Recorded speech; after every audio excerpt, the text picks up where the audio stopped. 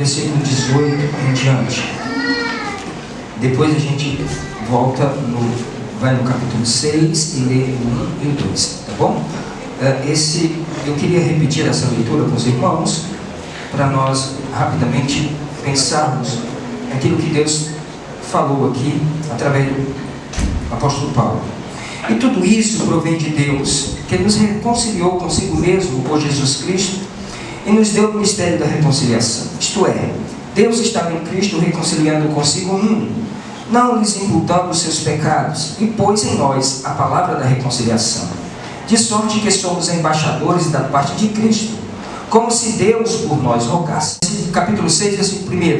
E nós, cooperando também com ele, vos exortamos a que não recebais a graça de Deus em vão, porque diz: ouvide em tempo aceitável e socorride no dia da salvação. Eis aqui agora o tempo aceitável, eis aqui agora o dia da salvação. Muito bem, meus irmãos,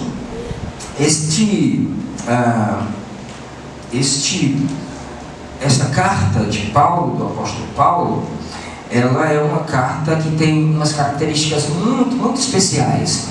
É uma carta que fala muito dele também. Ele traz aqui muita coisa pessoal da vida dele. Paulo aqui, ele trata de assuntos muito importantes, dos quais em outras cartas ele não trata, principalmente esse assunto da reconciliação.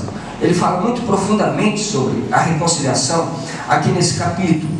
Então, nessa carta ele fala sobre, além da reconciliação, ele fala sobre essa generosidade de Deus em nos abençoar, em nos abraçar, em nos acolher, em nos receber.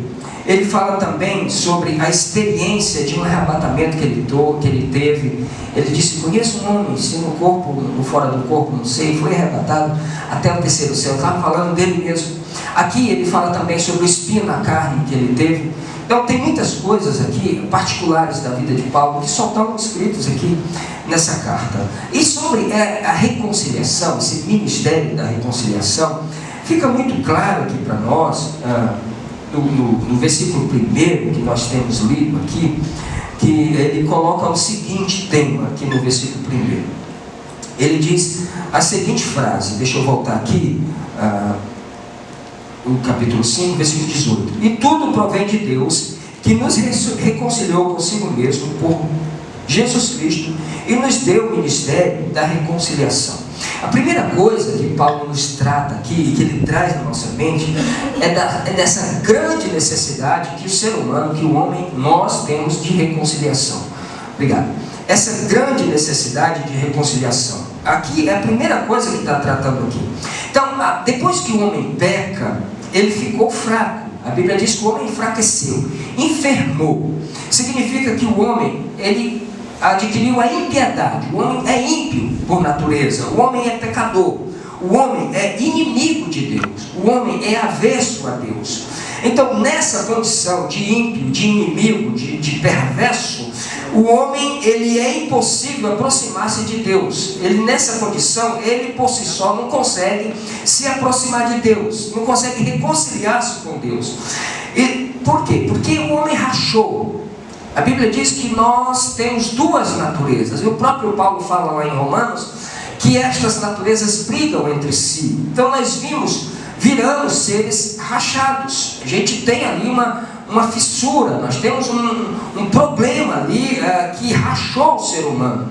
E aí nós viramos os seus inimigos, estamos em rebelião contra Deus. O homem foi colocado na condição de rebelião contra Deus. Não sabemos conviver mais como amigos com Deus. Se não for por Jesus, não tem mais essa amizade, essa parceria do homem, da criatura com o Criador. Mas também, não só isso, nós não sabemos mais conviver como irmãos com o nosso próximo.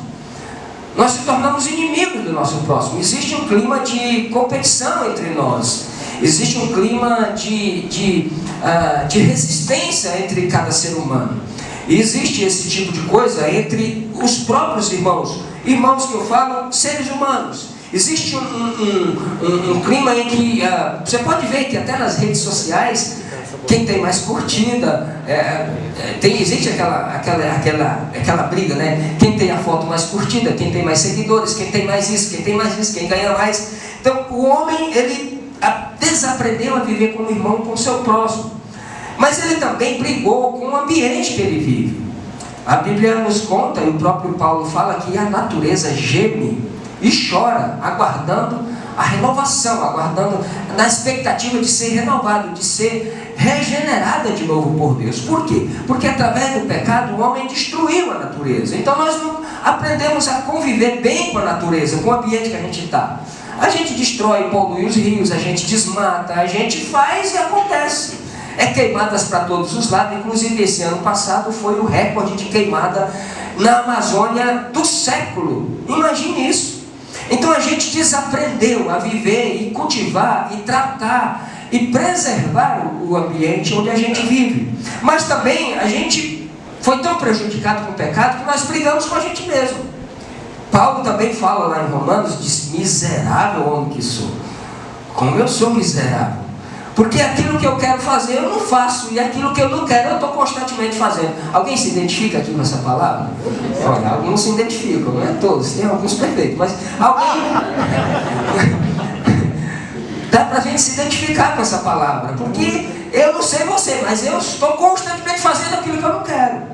Eu brigo comigo o dia inteiro, eu brigo comigo, com a minha natureza o dia inteiro, não sei você, mas a minha natureza eu estou brigando comigo o dia inteiro. E Jeremias disse no capítulo 13, versículo 23 do seu livro, ele diz o seguinte: pode o etíope mudar a cor da pele? Pode o leopardo apagar as suas manchas? Se ele puder, assim também vocês poderão fazer o bem, sendo ensinados a fazer o mal. Olha que coisa forte. Você já viu um leopardo sem mancha? Falou assim: no dia que ele apagar as manchas, vocês também poderão fazer o bem, sendo ensinados a fazer o mal. Mas o próprio Jeremias também, no capítulo 5, versículo 1, ele diz o seguinte: corram pelas ruas de Jerusalém, andem, pesquisem, façam uma pesquisa, vê se encontrem um homem honesto, vê se encontrem uma pessoa que faça o bem, uma pessoa que pratique o bem, e eu pouparei a cidade por amor a essa pessoa. Não tinha uma pessoa. O homem se deteriorou. Então nós temos essa necessidade de reconciliação. Todos nós que estamos aqui somos carentes, necessitados dessa reconciliação com Deus. Mas Paulo continua dizendo, se por um lado ele diz que nós precisamos desta profunda reconciliação com Deus, nós precisamos urgente. Por outro lado, Paulo mostra o autor dessa reconciliação. Quando ele diz assim, o próprio Deus, não é isso que ele fala aí? O próprio Deus tem esse ministério da reconciliação.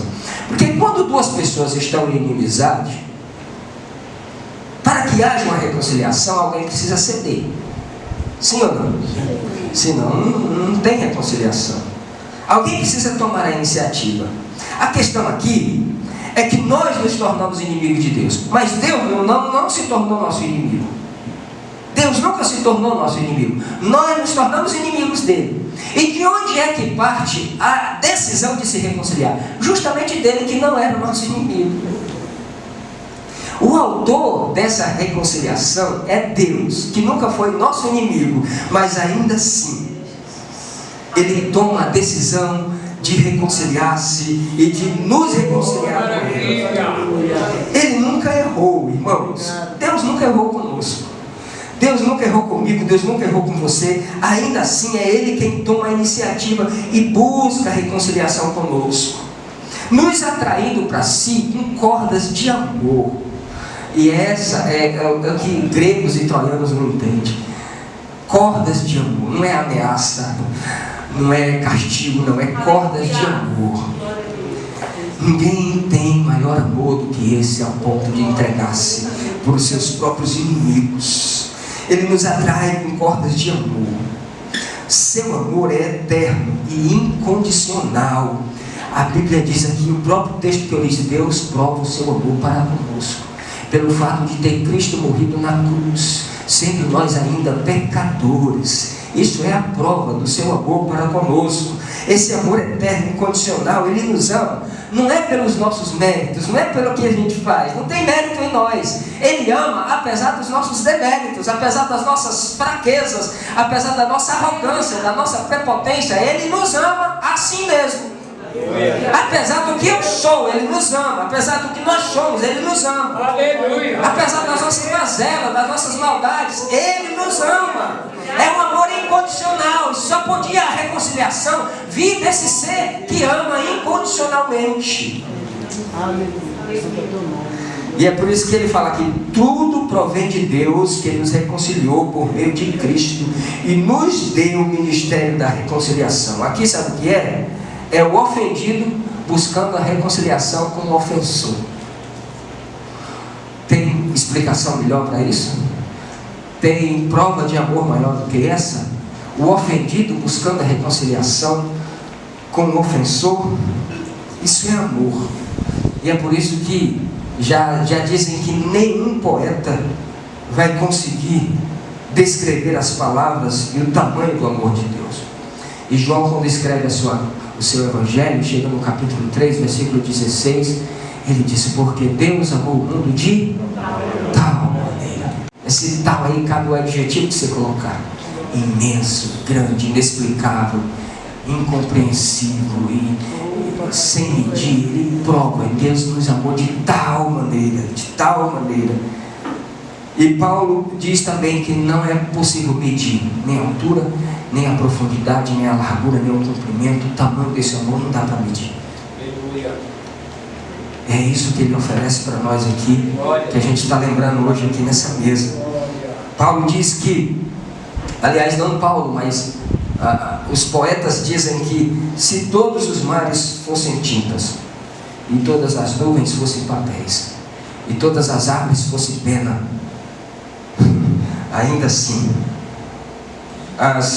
os jamais conseguiriam descrever a magnitude e o tamanho desse amor. Não dá, irmãos, não dá. A gente só pode sentir, sabe? E é por isso que a igreja não pode se colocar entre Deus e a pessoa. A igreja não pode se colocar. Lembra quando trouxeram para Jesus uma mulher apanhada em ato de adultério? Trouxeram para quê? Para condenar. Porque Deus abomina aqueles que usam a sua palavra para condenar o outro. Não podemos usar a palavra de Deus para condenar ninguém. E foi os sábios, os sabichões, os doutores da lei: mestre, a lei está dizendo que tem que apedrejar. O senhor fala o quê? Aleluia. Tem que apedrejar. Ela foi apanhada em ato de adultério, deixando o homem escapar. Talvez o que estava lá com ela estava até no meio com a pedra na mão. Mas aqui está para ser apedrejada quem está sem pecado. E a Bíblia diz que desde o mais velho até o mais novo saíram, se retiraram e deixaram só a mulher e Jesus. E quando Jesus levanta a cabeça, depois de escrever na areia com o dedo: cadê os teus acusadores? Ele falou: não foram embora, Senhor. Ninguém te condenou? Ela disse: não. Ele falou: eu também não vou te condenar. Sabe por quê? Porque quando tem muita gente, tem sempre condenação, mas quando fica só você e Jesus, tem absolvição. Quando fica só você e Jesus, que não tem líder, que não tem ninguém, tem só você e Jesus.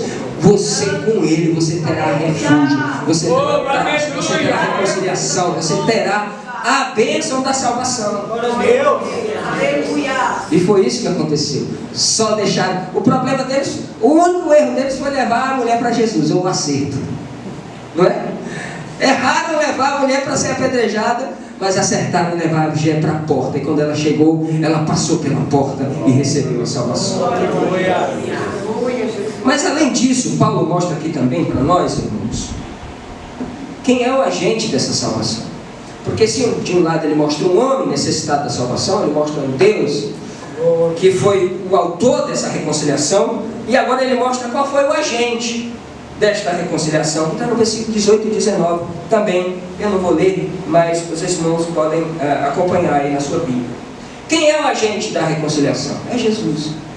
Jesus é o agente. Ele, assumindo uma natureza humana, manifestou a glória de Deus entre nós. Jesus, ele realiza milagres entre nós, ele mostra a sua doutrina, ele mostra o seu ensino, ele mostra de quem ele gosta, de quem ele recebia, a quem ele não gostava e a quem ele não recebia, porque ele amou a todos, mas gostava não de todos, tá? Amar é desejar o bem de todos, gostar é querer perto. Jesus não gostava muito de fariseu, mas ele amava os fariseus. Jesus amou quando ele chicoteou e quando ele virou as mesas. Jesus amou quando ele abençoou. Jesus amou quando ele curou. Jesus amou quando ele disse raça de víboras. Jesus amou quando ele disse sepulcros caiados, entende? Jesus nunca não amou, Jesus sempre amou, entende? E aqui, esse Jesus, ele veio para morrer, para pagar a minha dívida, a nossa dívida. Ele veio para nos substituir. Ele foi um substituto. Ele veio para me resgatar de uma vez por todas e me reconciliar com Deus. Porque sacrifícios de bodes e de cabritos eram oferecidos o tempo inteiro, e de tempos em tempos, uma vez por ano. Toda vez que pecava, tinha que trazer, tinha que derramar sangue. Aí o Cordeiro de Deus veio, e João, quando estava batizando, que avista Jesus entrando na fila para o batismo, ele diz: aí está o Cordeiro de Deus que tira o pecado do mundo,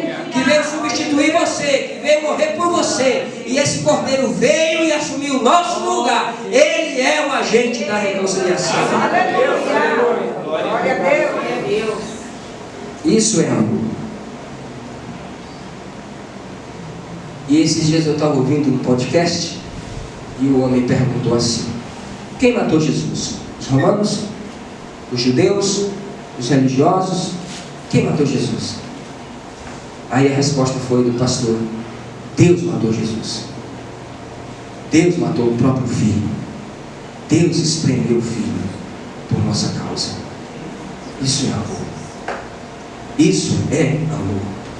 Cristo então foi o nosso substituto, o nosso representante, foi o nosso fiador. E Deus coloca em Jesus todos os nossos pecados. Deus coloca em Jesus todas as nossas iniquidades e todas as nossas enfermidades.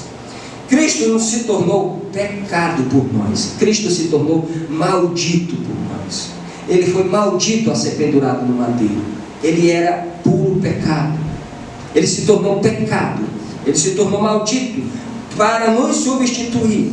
Não é que ele morreu ali como um herói. Jesus não foi um mártir que subiu e morreu para dar um bom exemplo. Não, ele morre como um cordeiro que substitui o pecador, exemplificando e tipificando e cumprindo de uma vez por todas o que era feito nos sacrifícios do Antigo Testamento. Ele foi o Cordeiro de Deus. Então na cruz o seu pecado foi punido. Na cruz a justiça de Deus foi satisfeita. Na cruz a lei foi de forma perfeita cumprida ali na cruz. Jesus satisfaz a justiça de Deus morrendo em nosso lugar. Ele é o agente dessa reconciliação. Isso porque a nossa doença é na alma. Nós estamos enfermos, sempre enfermos. Precisamos de um médico. Nós precisamos de uma reconciliação. E esse agente veio. O interessante é que Paulo mostra aqui que eu preciso urgentemente de uma reconciliação. Existe um Deus que é o autor dessa reconciliação. Jesus é o agente dessa reconciliação. Mas ele dá aqui algumas bases, algumas condições, algumas coisas que aconteceram aqui na cruz, que vão trazer esta reconciliação, que vão tornar possível essa reconciliação. A primeira coisa é que na cruz Deus não coloca na nossa conta. Deus tira da nossa conta. A soma da nossa dívida é impagável, é incontável. E toda vez, você pode ver nos ensinos de Jesus, toda vez que ele mostra ali as parábolas que Jesus contou, ele sempre coloca essa dívida impossível de pagar. Lembra da parábola do credor que devia 10 mil denários? Lembra? Que ele falou: olha, eu não devia 10 mil denários. E aí chamou para o acerto de contas e o rei me perdoou. O Senhor sempre mostra essa dívida impagável. E aí o Senhor tira da nossa conta. A dívida está na nossa conta. Ele tira da nossa conta. Em segundo lugar, ele coloca na conta do Filho. O meu pecado foi colocado na conta de Jesus, justamente daquele que não tinha pecado e se fez pecado por mim. Então ele tira da minha conta e coloca na conta de Jesus. Ele não tinha dívida, Jesus não tinha dívida, Jesus não tinha falha, Jesus não tinha pecado, nunca transgrediu. E onde ele estava crucificado, a Bíblia diz que o sol escurece a terra treme, o próprio pai se nega a amparar o filho. Ele diz: Deus meu, por que me desamparastes? Ali Deus estava fuzilando o filho por causa de nós, punindo ele para não punir a nós. É isso que a gente precisa entender, e é isso que a pessoa precisa entender. Deus espremeu, fuzilou o filho por causa de mim, tirando da conta minha, da minha conta, e colocando na conta dele, justamente daquele que não tinha pecado, que não tinha transgressão, que nunca errou, que nunca pecou, que nunca falhou com ninguém. Mas por que Deus faz isso? Porque Deus não é apenas justo, Ele é justificador. Só que aqui Ele faz uma coisa interessante: Ele tira da minha conta, coloca na conta de Jesus, e agora Jesus cumpre aquilo que precisava ser feito, e aí Ele torna a minha ficha limpa. Minha ficha suja, agora passa a ter ficha limpa. Isso é um ato jurídico legal. Para os advogados aí de plantão, isso é um ato jurídico legal. Quando você crê em Jesus e pela fé você recebe esse sacrifício, você é tornado, você automaticamente sai do culpado para a ficha limpa. A questão da ficha limpa, por exemplo, uma pessoa que tem passagem pela polícia, ou por roubo, ou por furto, ou por latrocínio, qualquer que seja a sua transgressão, ele pode pagar sua pena, ou com prisão, ou semi-aberto, ou fechado, ou sei lá como for, e sair, pagar e ficar livre. Mas toda vez que você puxar a ficha dele, está lá o que ele fez. A ficha fica sempre suja. Com Deus foi diferente. Ele pega, tira da nossa conta, coloca na conta de Jesus, Jesus paga a dívida, e aí ele pega a justiça que a dívida foi paga e acredita agora na minha conta. Agora ele coloca crédito, isso se chama imputação. E aí ele coloca o crédito positivo na minha conta. E aí toda vez que alguém puxa a sua ficha, que seja no céu, lá, em qualquer lugar que for, puxa a sua ficha, ele vai olhar lá embaixo: justificado. Aleluia. Justificado, perdoado. Não tem mais dívida, não tem mais ficha suja, tudo é ficha limpa. Porque Deus pagou e satisfez em Cristo a justiça de Deus. Só que no versículo 20, ele fala que nós nos tornamos embaixadores dessa reconciliação. Você sabe que um embaixador de qualquer país, ele representa a nação dele naquele país. Então ele não pode se naturalizar naquele país, nem fazer a vontade dele lá. Ele faz a vontade do chefe de Estado da sua nação. Faz a vontade da sua nação. Ele se comunica, ou ele se reporta à sua nação. Ele está em uma nação distante, mas ele é um embaixador do Brasil, qualquer que seja os lugares do mundo. Nós estamos aqui, mas não somos daqui. Deus nos tornou embaixadores do céu aqui na terra. Ó, está vendo o caminho que Deus faz? Pega a gente precisando de uma reconciliação, Deus reconcilia. O agente é Jesus, Ele tira da nossa conta, Jesus paga, coloca na conta de Jesus, Jesus paga a nossa conta, e agora Ele pega a justiça de Deus e acredita na nossa conta como saldo positivo. Além disso, Ele nos traz para o ministério da reconciliação e nos torna embaixadores da reconciliação. Isso é maravilhoso, não é não? Estamos aqui, mas não somos daqui, não somos regidos pelas leis daqui, não somos regidos por esse país, nem pelas leis, não, somos embaixadores de uma outra nação. Estamos aqui só de passagem. Nós estamos aqui, não nos filiamos aqui, não. A nossa nação, a nossa pátria é celestial. Inclusive, se você está aqui hoje e diz assim: pastor, eu ainda não me identifiquei, não sei qual é o meu ministério, eu vou te dizer agora, aqui e agora, no versículo 18: você é o ministro da reconciliação de Deus. Você é o embaixador dessa reconciliação.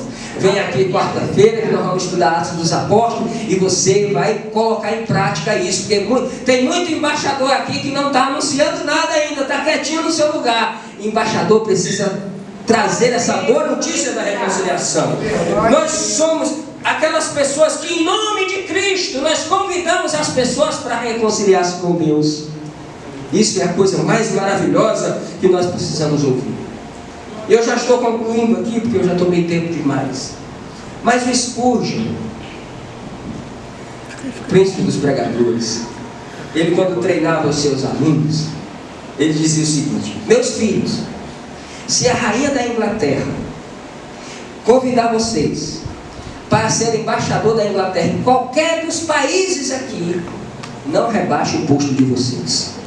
Vocês já são embaixadores do céu. Entende?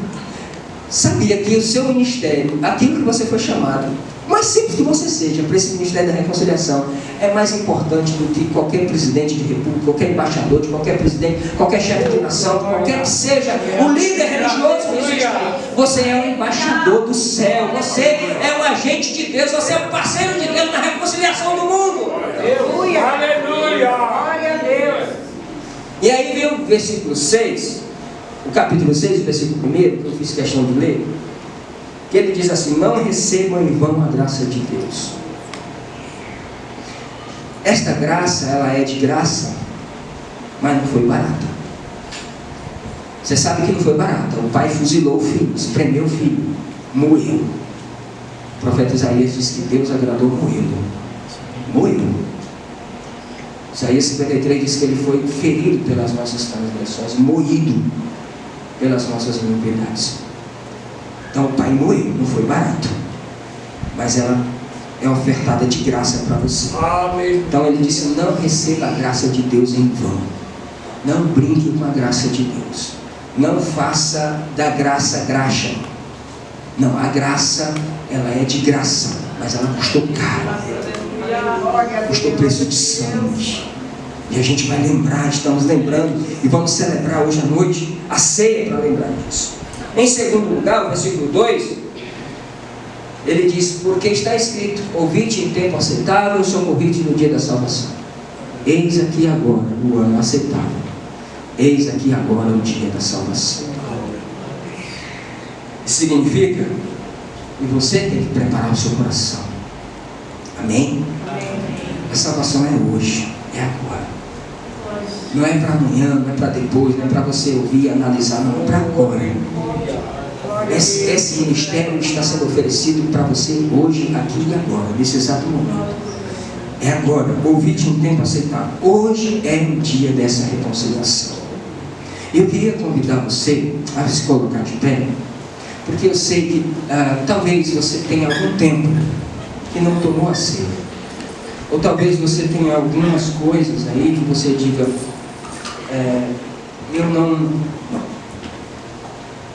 eu preciso resolver. Mas olha só, irmãos, eu quero orar por você aqui, mas antes disso, eu quero convidar você para pensar comigo. Escute só. A palavra, aqui nós estamos na ceia do Senhor. Eu quero usar uma palavra do som. Eu quero usar uma palavra do pastor Arioval Ramos, que ele diz assim: a ceia não é da presbiteriana, a ceia não é da Assembleia de Deus, a ceia é do Senhor. Amém? Amém? A ceia é do Senhor, não é de igreja, não é de denominação nenhuma, não é de pastor nenhum. A ceia é do Senhor. Então, talvez você diga assim: mas eu estou pronto, não estou pronto, estou digno, não estou digno. Você pode ter essa reconciliação aqui e agora. Não cabe a mim dizer para você se você está pronto ou não, é a tua consciência. A Bíblia diz, o próprio Paulo diz: examine-se, pois, o homem a si mesmo, para ver se pode participar. É isso ou não? Não, ele diz: examine-se o homem a si mesmo, e assim coma e beba. E por que ele fala isso? Porque se você se examinar, você vai ver que você não tem dignidade para comer. Se você for olhar para a sua vida, você vai ver que você não está certinho mesmo. Tem alguma coisa que precisa resolver. E a ceia é justamente para você entender isso. Que você não tem dignidade, mas Cristo pagou a tua dívida, te deixou com ficha limpa e você pode participar. E é a tua consciência que vai dizer. Se você se sentir à vontade, eu quero orar por você enquanto os meninos vão dedilhando aí uma música. Eu quero olhar para você, orar por você. Porque se em seu coração você sentisse de fazer essa reconciliação com o Pai agora, aqui e agora, é nesse momento. Curve a tua cabeça e feche os teus olhos. Pai, em nome de Jesus, a tua palavra, ela não nos deixa em dúvida. A salvação é um presente, Pai, não vem de nós, não é pelos nossos méritos, é um dom da tua parte, é um dom de Deus. Eu quero te agradecer, Senhor, porque em mim não há dignidade para participar. Em mim, Senhor, não tenho mérito nenhum para dizer que posso participar. Mas eu posso tocar nesse pão e nesse cálice e dizer que estou perdoado. É porque o Senhor pagou a minha dívida. O Senhor me perdoou. E eu quero te glorificar, eu quero te adorar nessa noite. Eu quero orar pelo meu irmão aqui nessa noite, Pai, que talvez ainda não tenha entendido em seu coração e não tenha feito disso um patrimônio, uma verdade para sua alma. Mas ele nesse momento quer tomar e quer participar, ele quer reconciliar-se contigo, fazer um pacto contigo, esta aliança, retomar esta aliança e tornar acessível ao Senhor, ao teu conhecimento, que o seu coração agora pertence a ti, Senhor. Em nome de Jesus, ó Pai, traz nesse coração, nesta alma, o regozijo, a graça, a alegria, a beleza deste momento. Em nome de Jesus, que sejam, Senhor, encorajados, fortalecidos, que a alma e o Espírito sejam revigorados, ó Pai, que teu Espírito se derrame sobre cada vida, sobre cada coração. Somos indignos, mas tu nos tornaste dignos da tua presença, do teu amor, do teu perdão. E nós estamos reconciliados contigo nessa noite, Pai. Em nome de Jesus Cristo, eu te amo e te glorifico, Pai. Te agradeço pelo perdão. Em nome de Jesus. Amém.